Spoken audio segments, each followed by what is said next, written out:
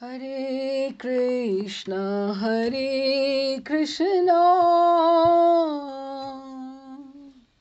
Krishna Krishna, Hare Hare, Hare Ram, Hare Rama,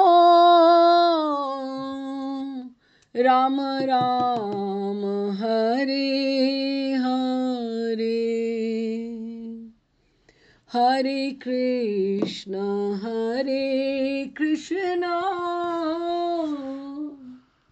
Krishna Krishna, Hare Hare, Hare Ram, Hare Rama,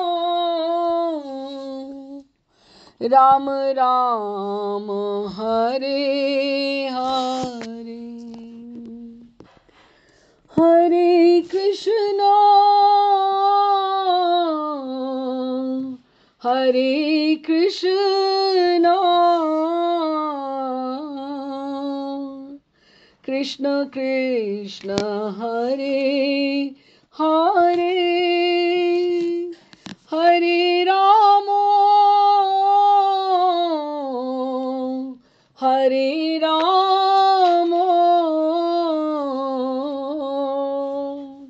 Ram Ram, Hare Hare,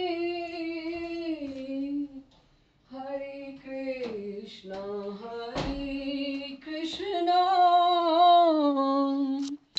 Krishna Krishna, Hare Hare, Hare Ram, Hare Rama, Ram Ram, Hare Hare. Shri Krishna Chaitanya Prabhu Nityananda,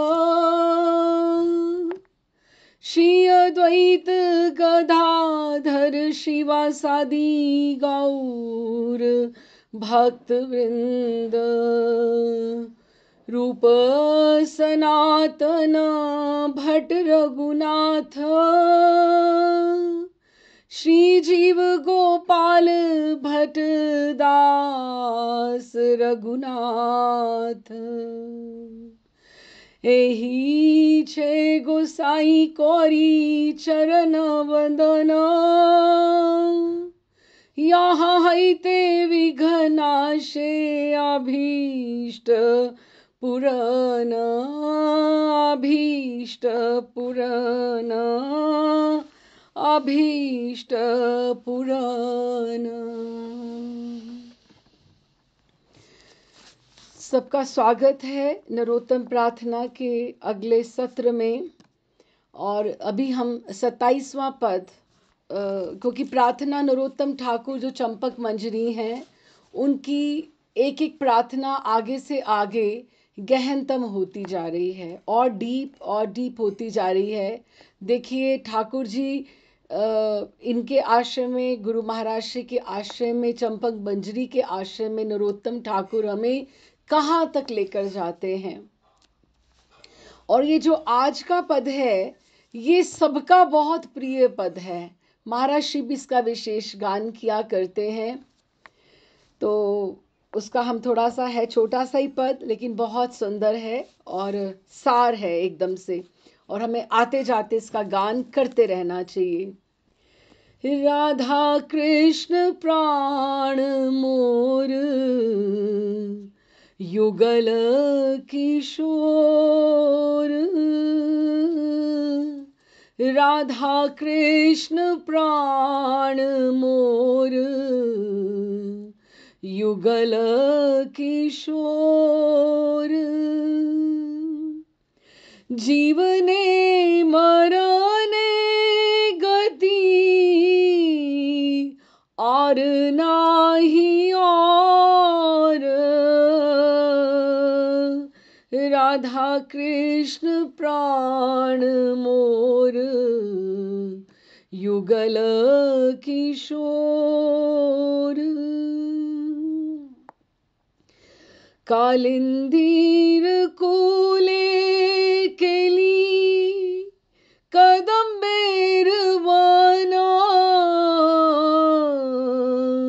कालिंदीर कूले केली कदंबेर वाना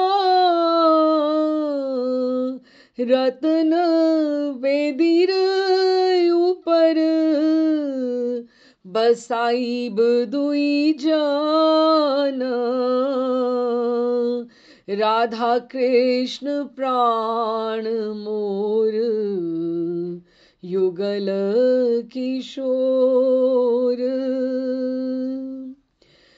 श्याम गौरी अंगे दिव चंदनेर गंधा श्याम गौरी अंगे दिव चंदनेर गंधा चामर डुलाई बे कौबे हेरिब मुख चंद्र राधा कृष्ण प्राण मोर युगल किशोर जीवने मरने गति और नाही और राधा कृष्ण प्राण मोर युगल किशोर गांथिया माला तिर माला देह दोहार गले गाथिया माला तिर माला देह दोहार गले अधरे तुलिया दिव कपूर तांबूले अधरे तुलिया दिव कपूर तांबूले राधा कृष्ण प्राण मोर युगल किशोर ललिता विशाखा यादी जत सखी वृंदा आगे आ करीब सेवा चरनार विंद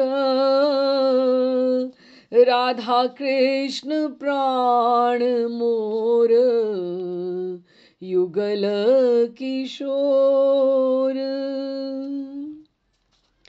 श्री कृष्ण चैतन्य प्रभु दासेरनुदास श्री कृष्ण चैतन्य प्रभु दासेरनुदास सेवाय भिलाष करे नरोत्तम दास सेवाय भिलाष करे नरोत्तम दास राधा कृष्ण प्राण मोर युगल किशोर जीवने मरण गति और नाही और राधा कृष्ण प्राण मोर युगल किशोर। 28वां ये पद है नरोत्तम ठाकुर की प्रार्थना। सब गोसाइयों की, सबकी आचार्यों की, पंच तत्व की वंदना करने के पश्चात और वृंदावन धाम की वंदना करने के पश्चात, वृंदावन धाम की, उसके पश्चात सीधा नरोत्तम ठाकुर अपने चंपक मंजरी के वेश में वो एकदम से वो सेवा की अभिलाषा, अपने वो जो स्वरूप, उनका जो इटर्नल स्वरूप, सिद्ध स्वरूप है चंपक मंजरी का, उसमें आकर वो ठाकुर जी की सेवा की अभिलाषा कर रहे हैं, प्रियालाल जी की। और बहुत ही सुंदर है। महाराज को ये भी पद बहुत प्रिय है। महाराज अक्सर इसका गान किया करते हैं। और ये वैष्णवों का कंठहार है, एक एक प्रार्थना। अभी ये भी कहना सही नहीं है कि ये बहुत सुंदर है, ये कम सुंदर है, सब एक से बढ़िया एक है। तो आइए अब इसमें समझते हैं कि राधा कृष्ण प्राण मोर युगल किशोर, कि जो युगल किशोर हैं, प्रियालाल जी जो है, राधा कृष्ण जो है, वो मेरे प्राण हैं।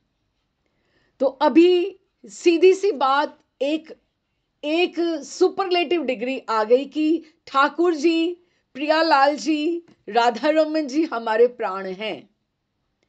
लेकिन हम अपने आप को ही चैलेंज करके एक बार पूछ लें कि अगर हमारे प्राण अभी कहाँ कहाँ अटके हुए हैं, कौन कौन सी चीजों में अटके हुए हैं, तो उसी में हमारा संशोधन हो जाएगा कि हम अभी कितनी डिग्री के, कौन सी कैटेगरी के हम लोग अभी साधक हुए हैं या नहीं हुए हैं। हम साधक हैं, अभी हम सध रहे हैं।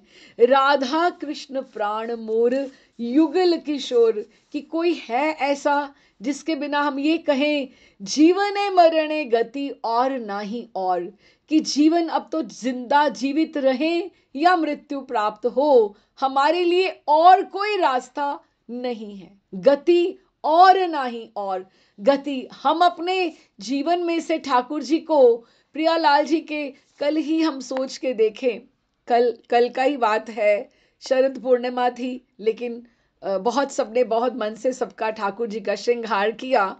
और फिर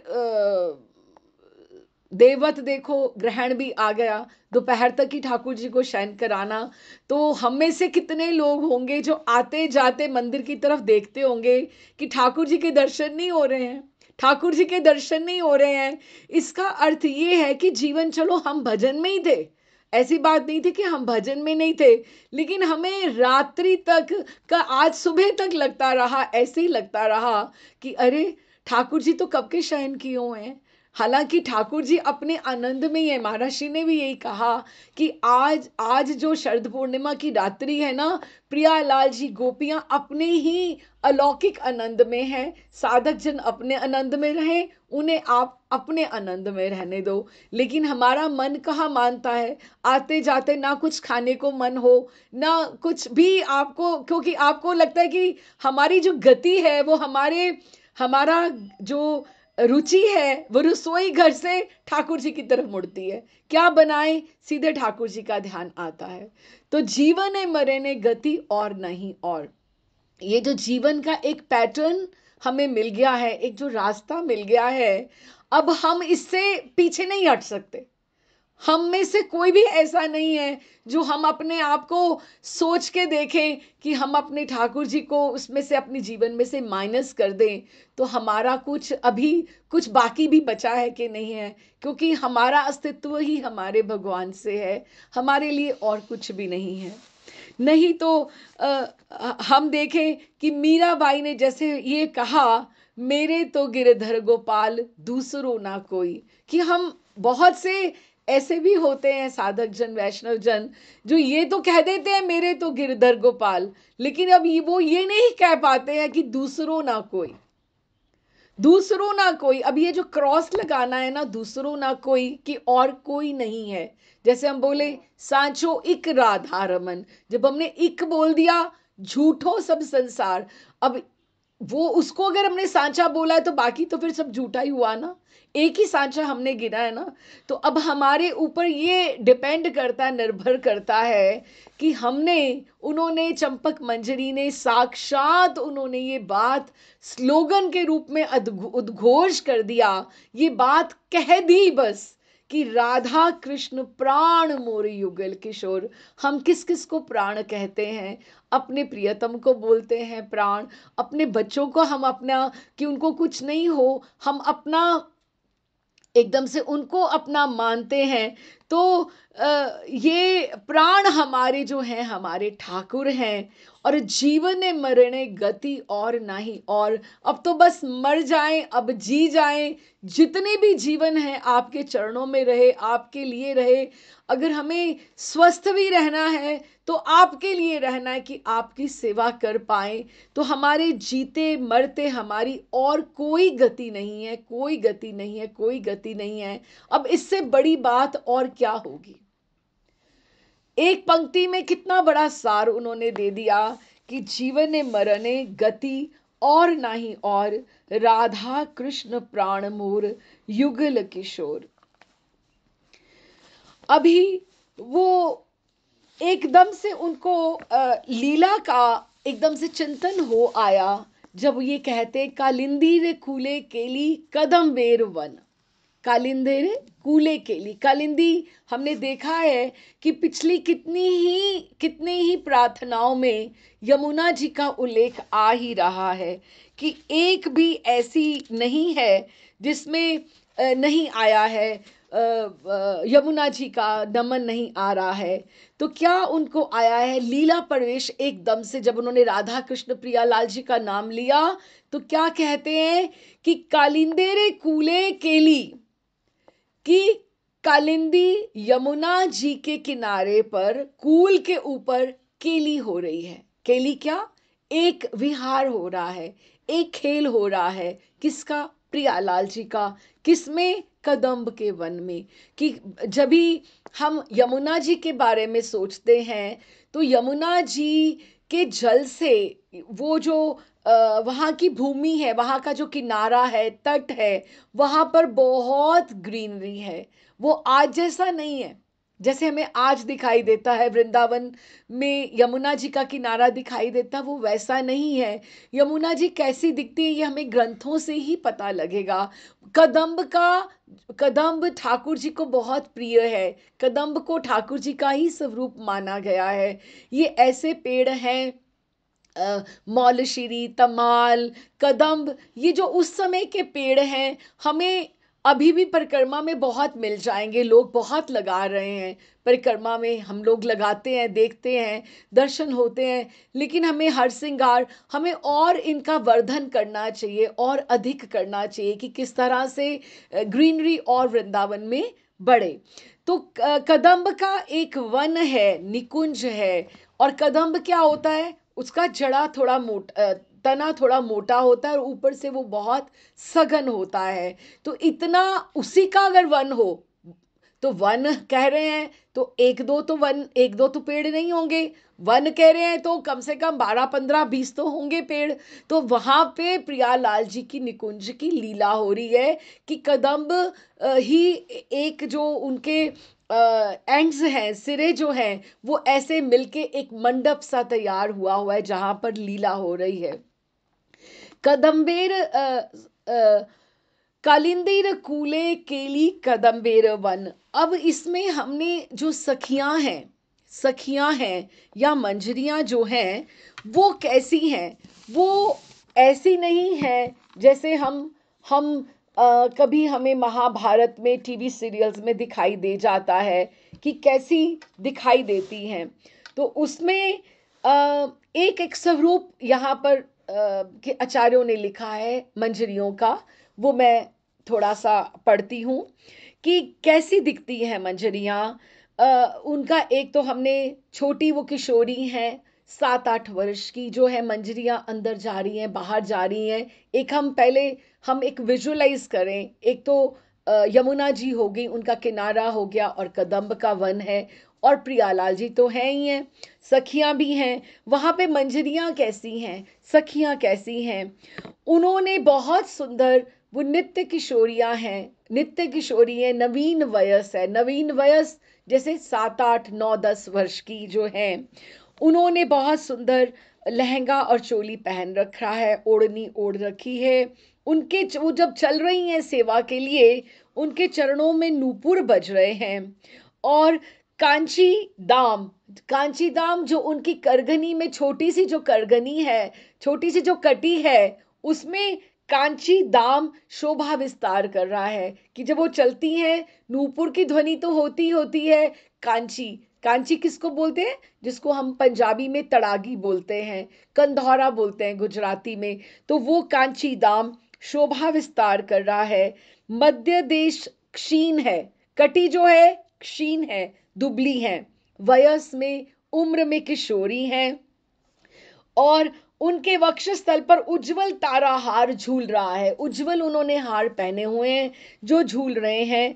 और वेणी, सबके जो केश हैं लंबी वेणी है। उनका अग्रगुच्छ, जो वेणी का वो जो गुच्छा है वो इधर उधर घुमाती, कभी इधर डोल रहा है कभी उधर डोल रहा है, वो संचालित हो रहा है। सुंदर नासा अग्र में मुक्ता, मोती सबने पहना हुआ है। ये जैसे यहाँ पर वृंदावन में पहनते हैं ना। सुंदर नासाग्र में स्वर्ण मणि मंडित मुक्ता विराज रही है और विचित्र पट वस्त्र धारण किए हैं। अब जैसे ललिता जी का जो पट वस्त्र है, ललिता जी का जो रंग है वो मोर पंख रंग है। विशाखा जी यूजुअली जो रंग पहनती हैं वो पिंक कलर पहनती हैं। तो सबके अपने अपने इस तरह से रंग हैं, जिसके रंग का उन्होंने लहंगा चोली पहना हुआ है। स्वर्ण वर्णा श्री राधा दासी का ऐसा स्वरूप मेरे हृदय में सदा स्फुरित हो।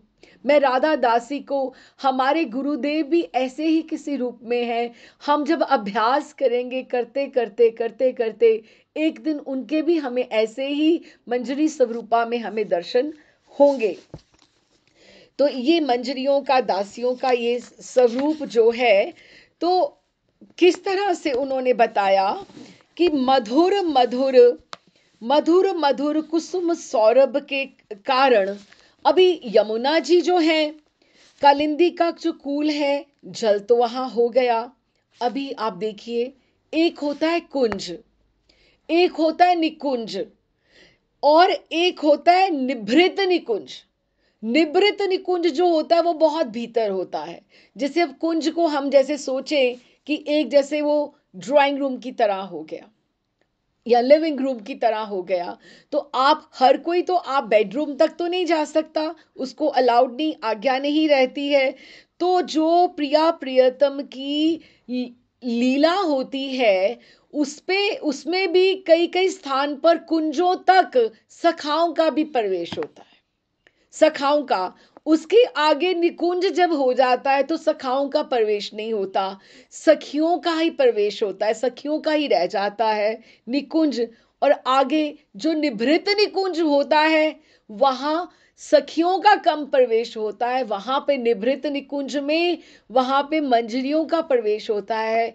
और उसके भी आगे, निभृत निकुंज के भी आगे जो होते हैं गवाक्ष रंध्र होते हैं। गवाक्ष, लता पता के गवाक्ष, गवाक्ष मीन्स वेंटिलेटर्स, छोटे छोटे ऐसे रंध्र होते हैं जहां से मंजरियां, जो हमारी रूप मंजरी है, लवंगा मंजरी है, रति मंजरी है, हमारी गुण मंजरी है, गवाक्ष रंध्रों से अपनी सेवा की देखते हैं कि उनको कब हमारी सेवा की आकांक्षा है, अभिलाषा है, और वो तुरंत वहां जाकर पहुंचकर करती हैं। वहां भीतर भीतर आप मंजरियों का भी प्रवेश है, लेकिन समय उचित सेवा आने पर। सखियों का तो निभृत निकुंज में भीतर तक जहां रह क्रीड़ा होती, उसको रह क्रीड़ा बड़े महर्षि कहा करते हैं कि उसको रह क्रीड़ा बोला जाता है, उसमें सबका प्रवेश नहीं होता है। तो कालिंदी का कूल है, जल है और निकुंज है। उन्होंने कहा कदम्ब का, और वृक्ष तो है ही है क्योंकि कदम्ब है। फिर अगर वृक्ष होंगे तो शुकसारी भी होंगे। वहां पर बहुत सुंदर शुकसारी हैं, वहां पे पुष्प हैं, पुष्प हैं तो भंवरे भी होंगे, और जल है तो वहां पर हंस भी हैं। वो धरती के ऊपर कदम्ब के वन में मोर भी हैं, तो हिरणी भी है। तो प्रकृतिक अपने बहुत सौंदर्य लेकर वहां पर खड़ी है कि बहुत सुंदर कदम्ब का जो ये वन है उसका ऐसा स्वरूप है कि मधुर मधुर युगल किशोर की कुसुम शैया जो है वो मनोहर है।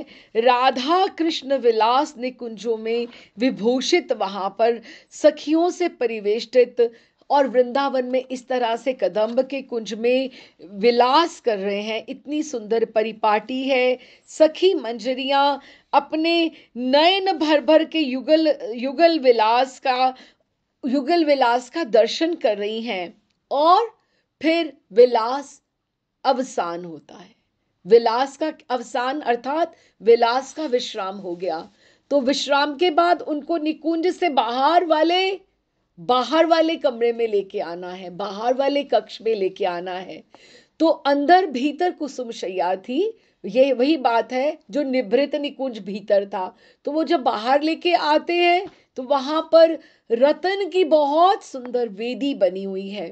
तो फिर ललिता विशाखा जी ने एकदम से लगा चंपक मंजरी को कि मुझे आज्ञा दी, कि ये मेरी स्थिति आ गई, मुझे ऐसी आज्ञा दी क्या कि रतन वेदीर ऊपर बसाइब दुई जान, कि जाओ जाओ चंपक, तुम जाओ। चंपक मंजरी को बोला तुम जाओ और तुम उनको भीतर बाहर लेकर आओ और लाकर कहाँ उनको विराजित करो, रतन की वेदी के ऊपर।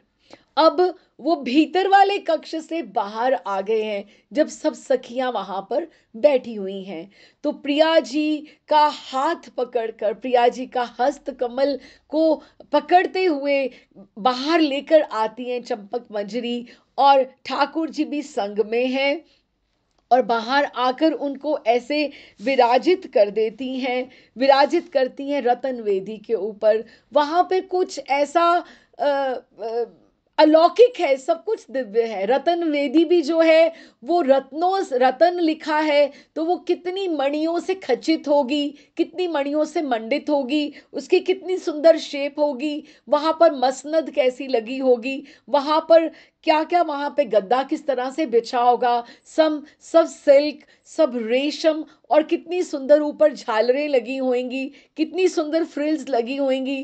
कोई उसका एक हम देखें, कहाँ तक हमारी इमेजिनेशन जाए कि हम बस सोच के देखें कि कहाँ तक कैसा होगा।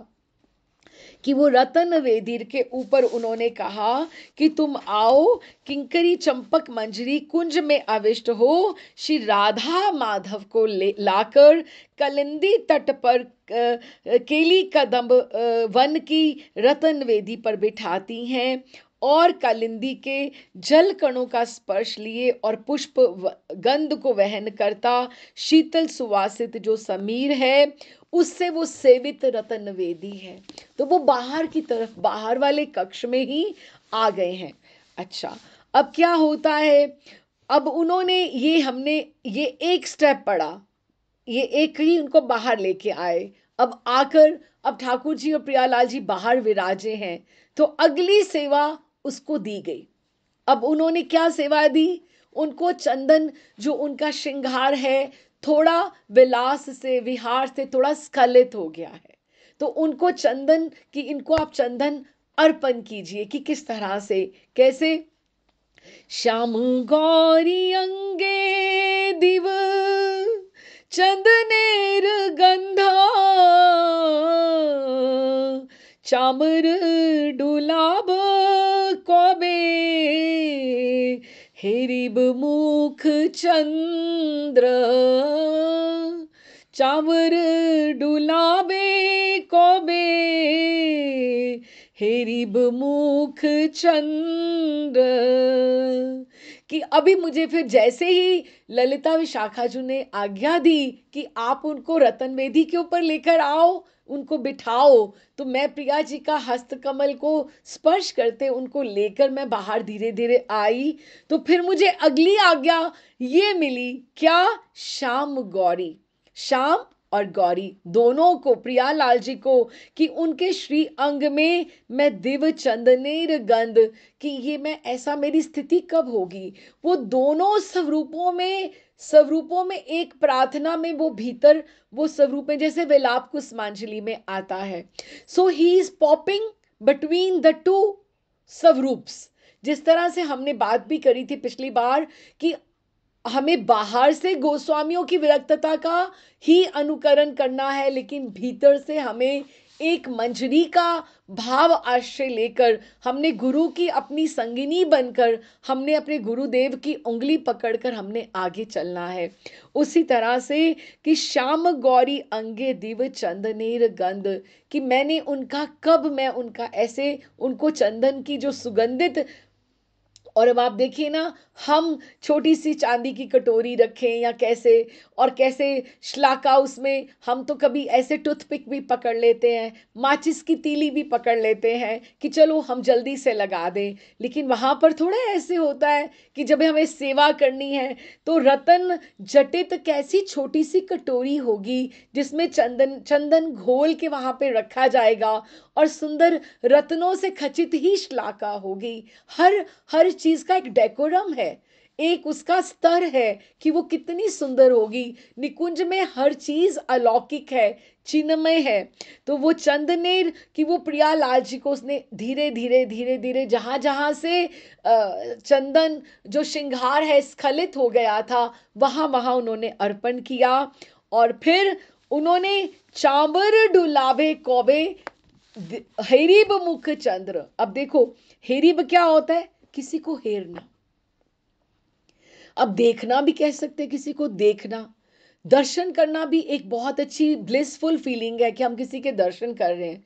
लेकिन हेरिब, हेरिब में एक बलिहार जाते जाते जाते एक वो वाली भावना है। हेरिब ऐसा है कि निहारना, उसका एक हिंदी का उपयुक्त शब्द यही आएगा, निहारना।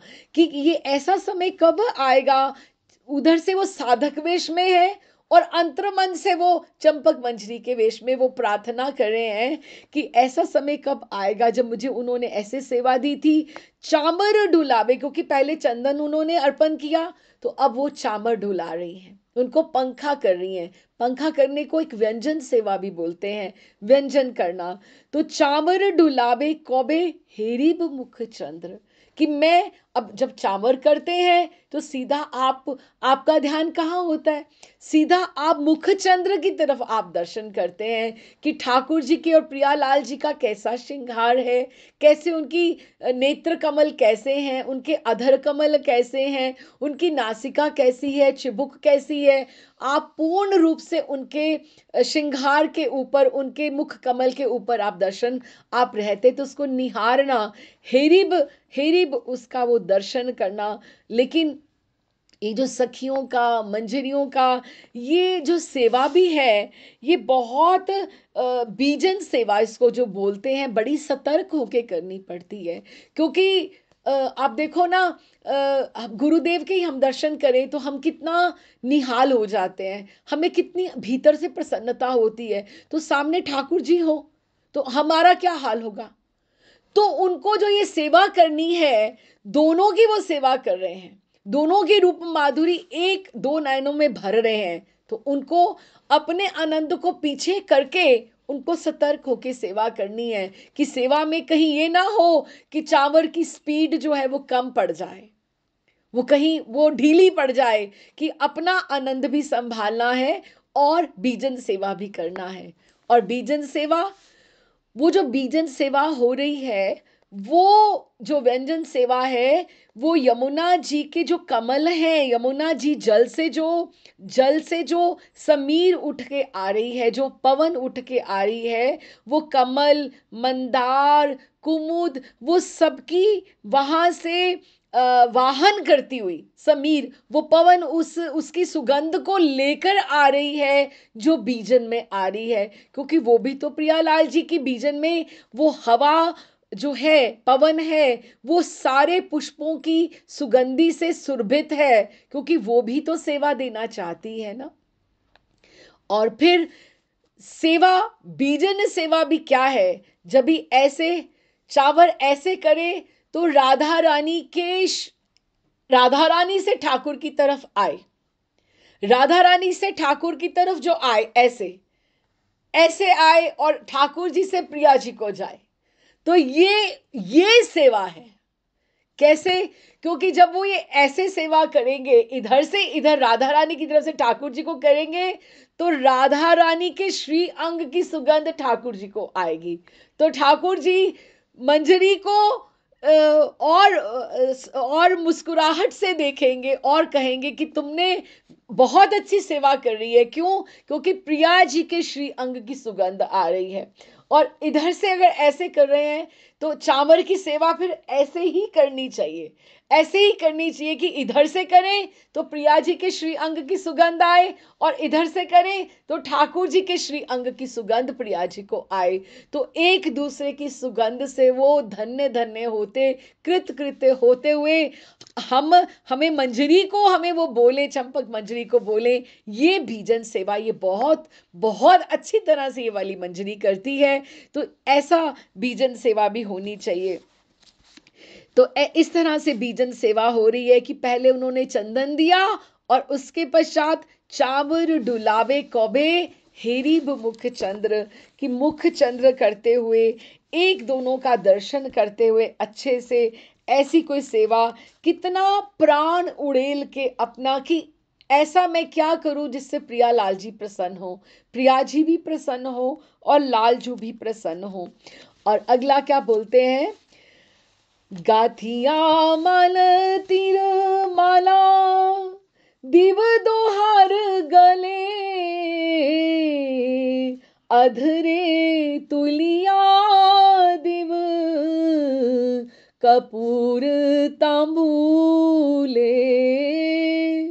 कि ऐसे मैं मालती के बाहर जाके मैं मालती लता के बहुत सुंदर पुष्पों का चयन करूंगी, और वो अपने अंतर मन से, जिस तरह से अंतर साधक रूप से वो चंपक मंजरी का है वो सोच रहे हैं। अब देखो कैसी तो उन्होंने बास्केट पकड़ी हुई है, कैसी उन्होंने जहां पे फूलों का चयन कर रहे हैं, कितनी सुंदर तो वो है, और एक एक फूल का वो चयन कर रही हैं, और चयन करते करते उसमें मालती गाथिया मालती माला।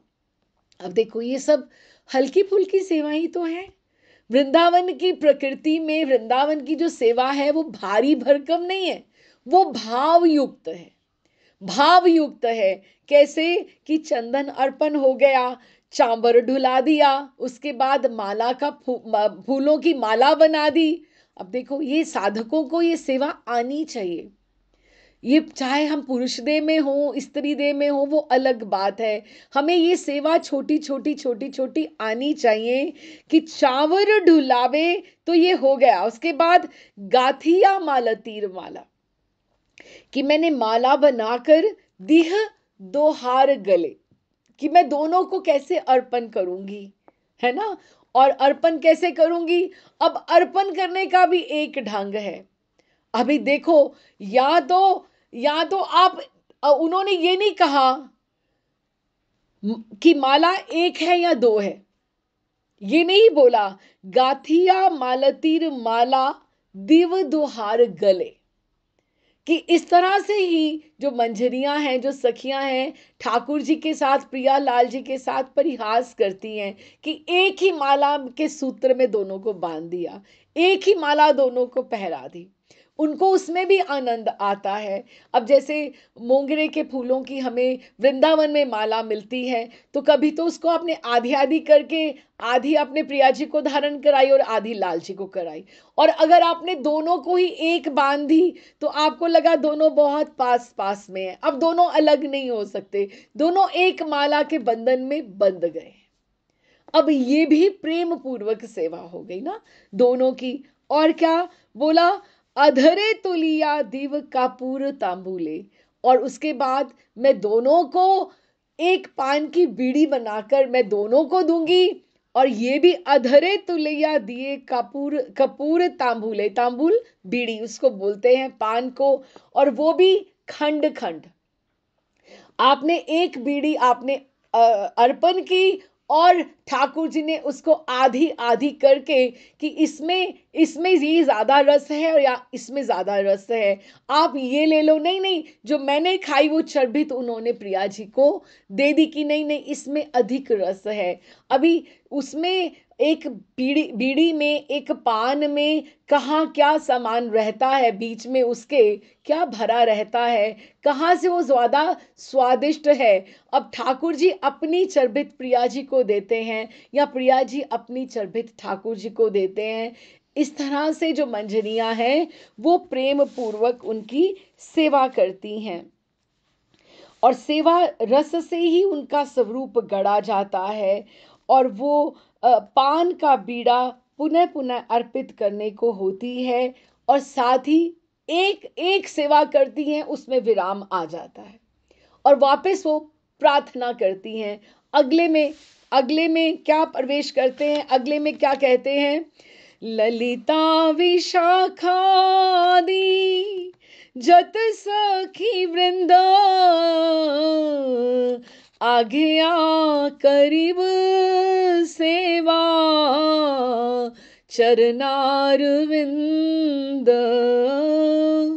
कि उसके पश्चात मुझे ललिता विशाखा जी कहेंगी आदि जत जत मतलब उनकी कैटेगरी की उनकी और जाति की और जैसे ललिता विशाखा चित्रा इंदुलेखा आदि ये जत उनकी जो स्तर की जो सखियां हैं वो मुझे आज्ञा लगाएंगी क्योंकि वो बड़ी है ना मुझसे मुझे तो पता नहीं है कि अगली सेवा करनी क्या है पहले मैंने उनको चंदन अर्पण कर दिया बीजन सेवा कर दी माला अर्पण कर दी उसके पश्चात मैंने उनको बीड़ी लगा के दे दी तांबूल दे दिया उसके बाद उनके चरण चापन की सेवा रह गई अब सारी सेवा क्रमवत आ रही हैं तो मुझे वो आज्ञा लगाएंगी ललिता विशाखा आदि वो मुझे आज्ञा लगाएंगी कि आप ये सखी वृंद वो कहेंगी कि आप कि ये आप कब आप करोगी इस तरह से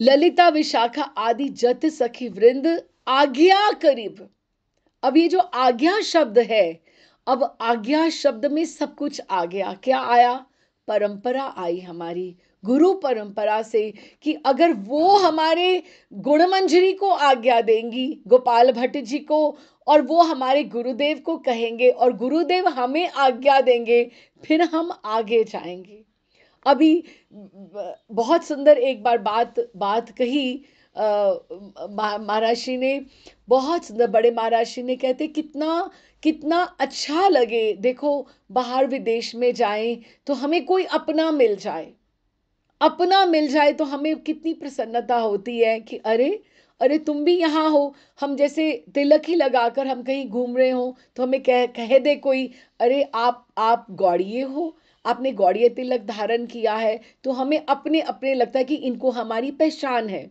तो इस तरह से ऐसे ही निकुंज में कोई अपना मिल जाए अगर हम गुरु भाई बहन वहां पर हैं अगर हम मंजरियों के रूप में हम सेवा कर रहे हैं तो महाराज जी बोले क्योंकि वो ऐसा निकुंज है जहां पर सारे एकत्रित होकर प्रियालाल जी की ही प्रसन्नता के लिए सेवा संपादित कर रहे हैं अरे घूंघट में तुम भी सेवा कर रहे हो मैं भी कर रहे हो जरा सा घूंघट हिला अरे तुम यहाँ तो हमारे गुरुदेव को कितनी प्रसन्नता होगी कि ये भी सेवा के लिए उपयुक्त यहाँ पर है पहले से ही वहां पर है वो मिलना है ऐसे कहीं मिले तो अलग बात है लेकिन निकुंज में इस तरह से मिले तो हमारा गुरुदेव भी हम बोले कि हमारी भी आपकी भी साधना सार्थक होगी और मेरा भी परिश्रम सार्थक हुआ तो उन्होंने आज्ञा करीब सेवा चरणारविंद की वो कब मुझे आज्ञा करेंगी और उससे मैं पुनः उसको आज्ञा लेकर मैं दोनों की सेवा चरण कमलों की सेवा का उनका चापन करूंगी और फिर उन्होंने क्या बोलते हैं फिर एक बार फिर विराम लेता है उनकी जो सफुर्ती होती है चंपक मंजरी के रूप में और फिर वो पुनः कहते हैं कि श्री कृष्ण चैतन्य प्रभु दासिर अनुदास यही है यही गौड़ीय परंपरा है त्रिनादपि सुनिचेन अपने आप को कम छोटे से छोटा दासानुदास समझना चाहिए तो वो भी यही कहते हैं कि श्री कृष्ण चैतन्य प्रभु दासिर अनुदास दासों के अनुदास उनके भी आगे जो दास है सेवा अभिलाष करे नरोत्तम दास पूरे के पूरे पद में ये क्या आ गया कि प्राण मेरे तो हैं ठाकुर जी गति मेरी और कोई नहीं है मैं ये सेवा की याचना कर रहा हूं और मंजरी स्वरूप में और सेवा अभिलाष करे। सेवा मांगी उनसे, सेवा की याचना करी। इससे तो अर्थ यही हुआ ना कि आप जिस मर्जी अधिक स्तर के ऊपर भजन कर लो, स्वाध्याय कर लो, एकादशी व्रत कर लो, आप जितने मर्जी आप काम कर लो, लेकिन सेवा का अभ्यास हमें अवश्य होना चाहिए। अपने हाथ की जो सेवा होती है उससे सेवा अभिलाष करे नरोत्तम दास, क्योंकि प्रियालाल जी के सुख के लिए, उनकी प्रसन्नता के लिए हम क्या ना कर गुजरे, हम उनके लिए क्या ना कर दें। तो इस तरह से वो आगे हमें बता रहे हैं। अंत में साधक वेश में अतिशय दैन्य उदय होने पर वो अपने आप को महाप्रभु के पार्षदों का आगे बता रहे हैं कि मैं आपके लोकनाथ गोस्वामी मंजू लाली मंजरी की मैं शिष्य हूँ, जो मैं आपसे ये याचना कर रहा हूँ। श्री कृष्ण चैतन्य प्रभु दासेर अनुदास, आपके दास का मैं अनुदास हूँ। सेवा अभिलाष करे नरोत्तम दास। श्रीमन महाप्रभु का दासानुदास या वैष्णव का दास होने की अभिलाषा भला किसमें नहीं जगती। लेकिन वो हम ये कहें कि हम जैसे आगे बोलते हैं कि मैं ब्राह्मण हूँ, मैं क्षत्रिय हूँ, लेकिन हमें अपना एक एक ये अपना बना लेना चाहिए कि हम कौन हैं। हम ब्राह्मण हैं, हम क्षत्रिय हैं, ये तो अभी हम भारतीय हैं, या हम कुछ और बोलें कि हम जाति से हम पंजाबी हैं या गुजराती हैं या मराठी हैं, ये बहुत बातें दूर की रह गई। लेकिन ये उन्होंने अपना परिचय दिया। हमें भी कोई आगे आके बोले तो हम बोले हम श्री महाप्रभु चैतन्य महाप्रभु की फॉलोइंग में से आते हैं, हम गौड़िए हैं, हम उनकी वहां से आते हैं। जिस तरह से कि वो बोलते कि मैं ब्राह्मण, क्षत्रिय, वैश्य, शूद्र, ब्रह्मचारी, गृहस्थ, वानप्रस्थी, सन्यासी कुछ भी नहीं हूं मैं। वो सब बातें बहुत पीछे रह गई। अपने आप को हमें किसी को भी इंट्रोड्यूस करना हो, परिचय अपना देना हो, तो अपना यही देना चाहिए कि हम गौड़िए हैं, हम चैतन्य महाप्रभु के दासा अनुदास हैं। ये जो अनुदास है ये बहुत अपने आप में दैन्यता का द्योतक है कि ये बात करता है कि हम बहुत उनके आगे आगे आगे हैं। शील ठाकुर महाशय कृष्ण चैतन्य महाप्रभु के दासा अनुदास होकर सेवा की अभिलाषा याचना कर रहे हैं, क्योंकि भक्ति का जो चरम लक्ष्य है वो सेवा ही है, वो सेवा ही है। और जिसके हृदय में सेवा की अभिलाषा जगेगी वही सेवा चाहेगा। सेवा हर कोई नहीं चाहेगा। सेवा भी कोई आ जाए तो ऐसे खड़ा हो जाए आकर, ऐसे सेवा नहीं होती। जिसको भक्ति होगी, जिसमें प्रीति होगी, उसमें ही सेवा का भाव आएगा और वही फिर सेवा आपको आगे लेकर जाएगी। और सेवा ही हमारा मार्जन करती है। और मुझ जैसे, वो कहते हैं कि मुझ जैसे जीव में लाभ, पूजा, प्रतिष्ठा आदि शत शत वस्तुओं की अभिलाषा सतत जगती है, सेवा अभिलाषा की तो कभी नहीं जगती है। इसलिए मैं ये कह रहा हूं, हमें नरोत्तम ठाकुर हमें ये मांगना सिखा रहे हैं कि अगर तुम ठाकुर जी के आगे चले जाओगे तो तुम क्या मांगना, तुम ये अभिलाषा लेके जाना, सेवा अभिलाष करे नरोत्तम दास। वो उन्होंने ये सिखा दिया कि तुम वहां जाकर अगर तुम्हें मांगना पड़ेगा तो सेवा, सेवा और सेवा का फल और सेवा, वो ये तुम मांगना। क्योंकि जब देह त्याग कर हम सतत स्वरूप वेश में चले जाएंगे, अवस्थित हो जाएंगे, तो वहां जाकर भी हमें सेवा की ही याचना करनी है, वहां हमें सेवा ही लेनी है। तो इसके साथ हमने यहीं पे इसका विश्राम करते हैं। बहुत सीधा सा पद है लेकिन बड़ा मधुर पद है कि राधा कृष्ण प्राण मोर, जीव युगल किशोर, जीवने मरने गति और नहीं। और सीधा सीधा सटीक बात करी है सांचो इक राधा रमन, बिल्कुल सेम एक ही बात करी है। मीरा की हम बात कर लें कि दूसरों ना कोई, कि और कोई भी नहीं है। और उसके पश्चात उन्होंने हमें क्रमवत सेवा बताई। एक सेवा बताई कालिंदी कूले की, वहाँ पे फिर भीतर की निकुंज की और बाहर रतन वेदी पे ठाकुर जी को वहाँ पे विराजित किया, चंदन अर्पण किया, बीजन सेवा करी। लेकिन उसमें भी हमें कैसे करनी चाहिए, रीति नेति सेवा परिपाटी जो है बहुत सतर्कता से करनी पड़ेगी, बहुत स्वस्थ होके करनी पड़ेगी और प्रफुल्लित मन से करनी पड़ेगी, बिल्कुल सरेंडर शरणागत होकर। और गाथी या मालती माला, इसमें कोई भारी भरकम सेवा नहीं है। और उसके पश्चात ठाकुर जी के प्रियालाल जी के चरण चापन की सेवा।